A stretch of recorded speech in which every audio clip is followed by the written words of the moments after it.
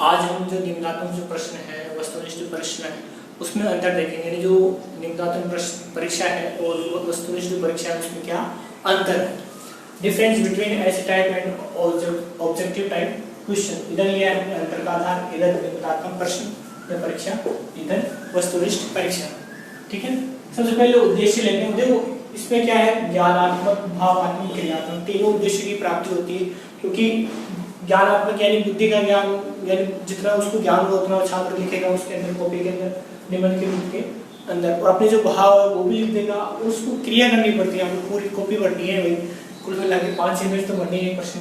इसमें क्या वस्तुनिष्ठ में केवल ज्ञानात्मक यानी उसको गोले करने होते हैं या फिर टिक लगाने होते हैं, तो वो केवल ज्ञानात्मक पक्ष ही वहाँ पर काम आता है। यानी खुद के भाव तो नजर व्यक्त कर पाता है, नहीं कोई क्रिया कर पाता है। फिर है पाठ्य वस्तु।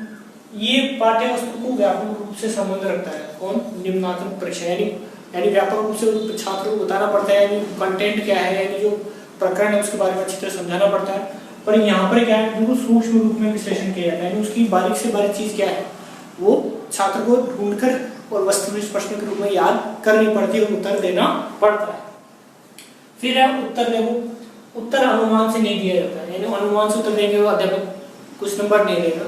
ठीक है, और यहाँ पर अनुमान से उत्तर देते हैं, कई बार टिक सही भी हो जाता है। ठीक है, अवश्य में से कोई सा भी सही होगा तो उत्तर के पूरे नंबर आपको 1 नंबर मिल जाता है।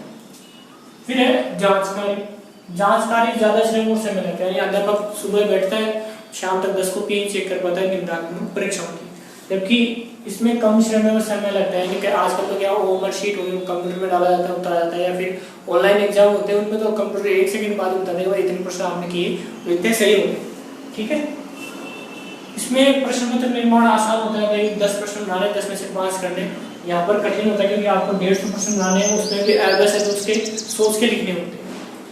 फिर है छात्र प्रवृत्ति कैसे होती है इसके अंदर। निम्नात्मक को रटने की प्रवृत्ति, यानी पूरा निबंध 5 में जो रटना है तो यहाँ पे क्या होता है, नकल करने की प्रवृत्ति होती है, उंगलियों के इशारे से या फिर बोल कर भी, बस तो पहले का दूसरा तीसरा उंगलियों के इशारे से भी उत्तर बता दो। फिर है अंकन। देखो इसका अंकन है कठिन है, विषय में प्रागति जांच कर सकता है, यानी जांच करके अंकन दे सकता है। यानी विषय के ही क्या निम्नात्मक प्रश्न को जांच कर सकता है, उसे पूरा ज्ञान होता है उस विषय का। ठीक है, यानी इसमें अगर विषय पारंगत नहीं है तो निम्नात्मक प्रश्न आप जांच नहीं कर सकते। जबकि वस्तुनिष्ठ प्रश्न का अंक करने सरल होता है, एक उत्तर कुंजी होती है, चाहे कोई सा बच्चा उसको जांच कर सकता है। ठीक है, फिर है मानक। इसमें देखो मानक प्रमाणिक जो विकसित करना कठिन है, यानी एक स्टैंडर्डाइज निम्नात्मक परीक्षा आप आयोजन नहीं करा सकते। यानी आपको जरूरी नहीं कि आप 5 यूनिट है तो 5 यूनिट आप काम में ले रहे हैं, उसमें से शुरू के 3 बच्चे तैयार करते हैं, उनको बताए दो वैसे नहीं करते, यानी वो शुरू के 3 नहीं करते, यानी उसको आप एक प्रमाणिक नहीं बना सकते। ठीक है, मापक इसका जो मानक है प्रमाणिक विकसित करना आसान है, यानी पूरे सिलेबस में 5 यूनिट है, 5 यूनिट से एक यूनिट से ढूंढ कर प्रश्न बनाया जाता है। ठीक है, प्राप्तांक पूर्ण अंक नहीं दिए, यानी अगर 10 नंबर का अगर प्रश्न है, 10 में से बच्चों को 9 दे देंगे ज्यादा से ज्यादा, कोई अध्यापक 8 देगा, कोई 7 दे देगा, पूरे में से पूरे कोई भी दे देता है निम्नात्मक में। ठीक है, इसमें क्या होता है, या तो 0 नंबर मिलेंगे या पूरे 0, या तो 0 या पूरे जैसे पूरे, यानी या तो 1 मिलेगा या 0 मिलेगा। उत्तर सही है तो 0, 1 नंबर गलत है तो 0 नंबर। फिर है गुण। देखिए इसमें विश्वसनीयता वैधता कम होती है, किसमें निम्नात्मक प्रश्न में विश्वसनीयता मतलब, यानी अगर एक अध्यापक ने एक कॉपी चेक कर दी, उसी कॉपी को आप दूसरे अध्यापक से चेक कराओगे तो वो चाहे तो 10 में से 10 दे देगा, एक ने तो देखो 10 में से 10 दे दी, फिर दूसरे ने अगर 10 में से 9 दे दी, तीसरे ने 8 दे दी 10 में से। ठीक है, यानी विश्वसनीयता कम हो गई, यानी भाई या तो 8 होने चाहिए या 9 होने चाहिए, 10 होने चाहिए।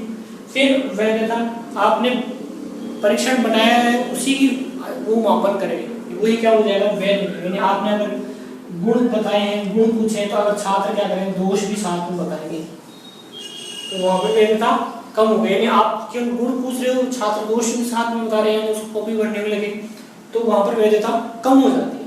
यहाँ क्या होती है विश्वसनीयता, अगर एक छात्र के 10 में से 10 नंबर आ गए, 10 उसके वस्तुनिष्ठ प्रश्न सही है, ठीक है, तो 10 में से 10 आएंगे, दूसरा अध्यापक भी 10 में 10 ही देगा, तीसरा भी 10 में 10 देगा, क्योंकि वहां पर क्या है हमारे पास आपकी उत्तर कुंजी। ठीक है, वैधता वैधता यानी आपने अगर गुण पूछे हैं तो गुण ही ढूंढ के देगा, उसमें अवगुण ढूंढेगा तो 0 अंक हो जाएंगे, इसलिए वहां पर वैधता ज्यादा। ठीक है, वो जो वस्तुनिष्ठ प्रश्न है उसमें जो 11वां है अंतर आधार प्रश्न संख्या, यानी निम्नात्मक प्रश्न होते हैं कम होते हैं, एक पेपर में कम से कम 10 प्रश्न दिए जाते हैं, उसमें से भी केवल आपको क्या करने होते हैं, 5 ही करने होते हैं। फिर देखो वस्तुनिष्ठ प्रश्न में आपने देखा होगा 150 प्रश्न होते हैं, वो सारे कंपलसरी होते हैं। ठीक है, फिर है आधार, इसमें जो पाठ्यक्रम के अंश ही शामिल किए जाते हैं, पूरे पाठ्यक्रम समझ नहीं हो पता, जैसे शुरू बच्चे क्या करते हैं 5 यूनिट या 3 यूनिट तैयार कर लेंगे, 2 यूनिट छोड़ देंगे, उनको पता है कितने करने हैं, इसमें से 5 कर लें तो 5 तो 3 यूनिट में हो ही जाएंगे। ऐसे ये पूरे अंश पूरा जो पाठ्यक्रम है उसको सम्मिलित नहीं कर पाते और अंश को ही सम्मिलित कर पाते हैं। फिर ये संपूर्ण पाठ्यक्रम पे आधारित होते हैं, यानी एक भी यूनिट नहीं छोड़ सकते विद्यार्थी वस्तुनिष्ठ प्रश्नों के कारण। फिर है मूल्यांकन, इसमें मतभेद हो सकता है, यानी एक अध्यापक 10 में से 10 दे देगा, ठीक है, और एक 8 दे देगा उसी छात्र को, तो आपस में मतभेद रहता है, व्यक्तिगत जो भावना वो रहती है ये छात्र मेरा है, होशियार है, उसको ज्यादा नंबर दे दूं, ये उत्पाश है उसको कम दे दूं, पर यहाँ मतभेद नहीं होता। प्रश्न है उसके उत्तर में मतभेद नहीं होता, और जो अध्यापक को अगर छात्र अगर कैसा भी हो, होशियार हो, मजबूत हो, और उसने उत्तर सही दिया तो पूर्ण रूप से उसको पूरे नंबर देने होते हैं। फिर है पक्षपात, या पक्षपात संभव है, भाई मेरा प्रिय छात्र है उसको नंबर अच्छे दे दूं, या पक्षपात संभव नहीं।